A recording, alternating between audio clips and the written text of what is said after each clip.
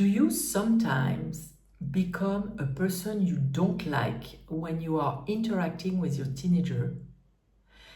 The recurring scenarios or the recurring themes are making you become someone you don't like. In my life, there were situations where I felt that I was becoming like a dragon, someone who's on attack, someone who's reacting like that, like fire. And I used to hate myself for that. If that's you, let's tap together. What I'm going to ask you before tapping is to identify what usually happens and who do you become. Give it a title. Like I told you, for me, I used to call myself a dragon. And even though I love the idea of dragons, they are very cute dragons. But in that instance, it was a mean one and an unnecessary one. But that was the only way I knew how to react, to feel safe and to feel that I was keeping my kids safe. So what's your title for you? Who do you become? And I'm going to call it that person. You will replace that by your title. When you're that person, what do you feel in your body? Is it a fire in your stomach, like it was the case for me? Is it a contraction in your muscles, maybe your neck? Is it something oppressing on your chest? What's happening for you? Once you have those two elements, let's start tapping. Even though I become that person that I really dislike, when I'm interacting, and here you can say with you, with the teenager, your teenager in mind, or it can be someone else really. Or you can say, when I'm in that situation with my teenager, and you can say the name of when I'm in that situation with Tom or Jessica or my teenager, I choose to have compassion for myself. And I'm willing to understand myself better. Even though I become that person in this recurring situation with my teenager, and I really don't like myself like that. I'm even a little bit ashamed of that. I choose right here and now to have compassion for myself. I give my body permission to process and release. And I am opening to forgiving myself.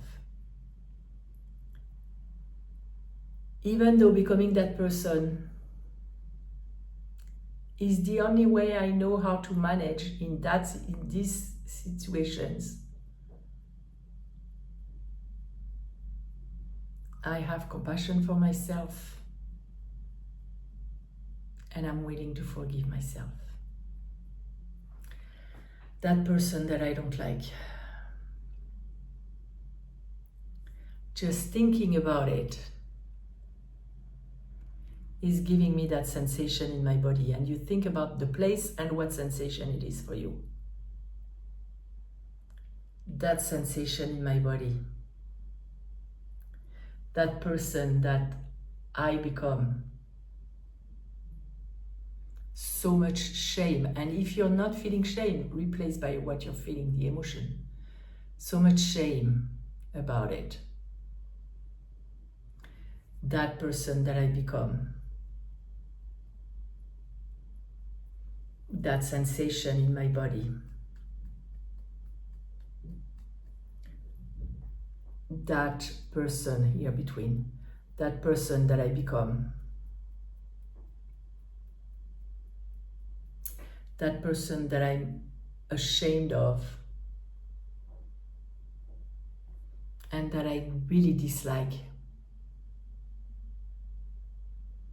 That person that I don't want to be.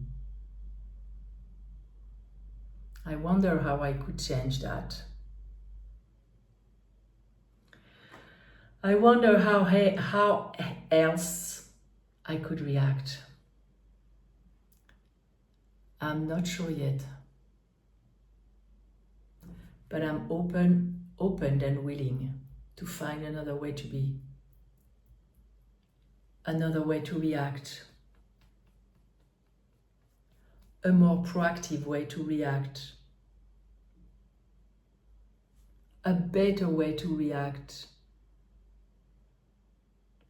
a way that will be aligned with my highest good and the highest good of my teenager. Having compassion for myself, having understanding for myself,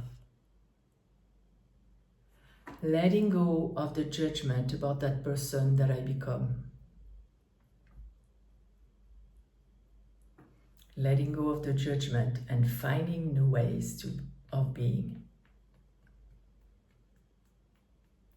It is safe to let go of that way of being in those moments.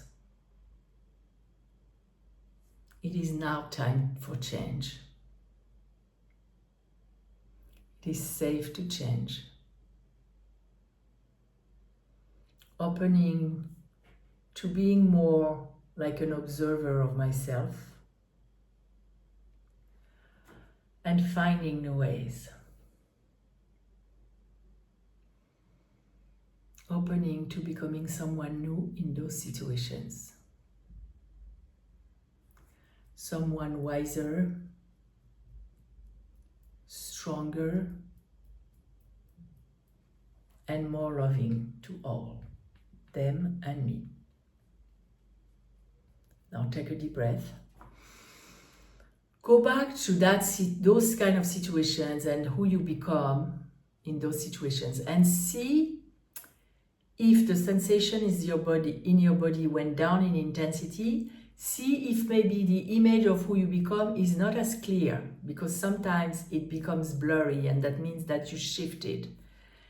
And see if you have any idea of who you can become, who you could become instead.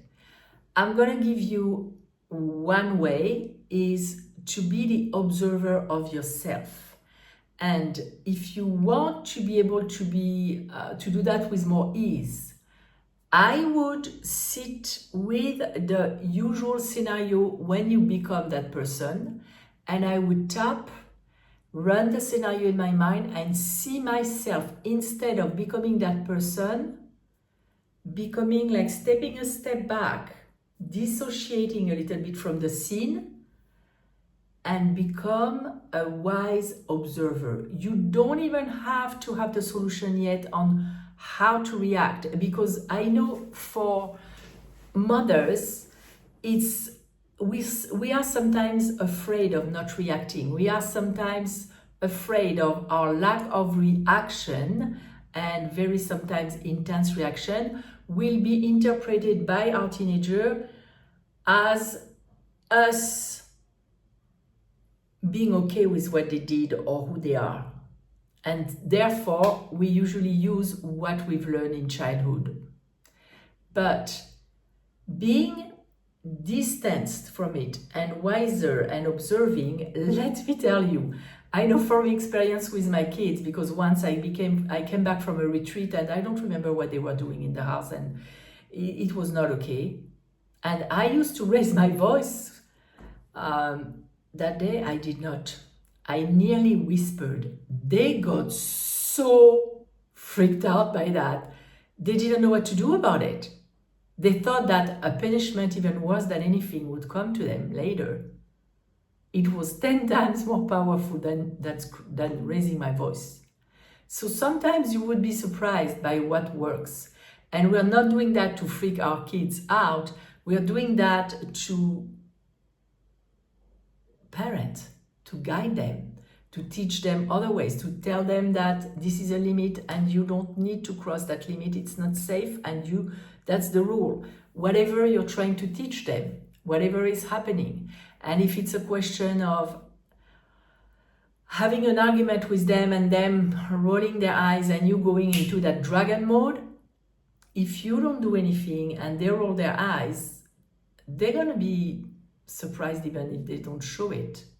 And who knows, if you stop reacting to that, they may stop doing it long term. So that's it for today. If you have questions, you can put them below. If you haven't subscribed to this channel, please do so. Channel, that was very French way to pronounce the word. Please subscribe so I can reach more mothers and help more mothers in their challenges. And I will see you next time with another challenge and other tools to overcome and make things easier for you. Bye for now.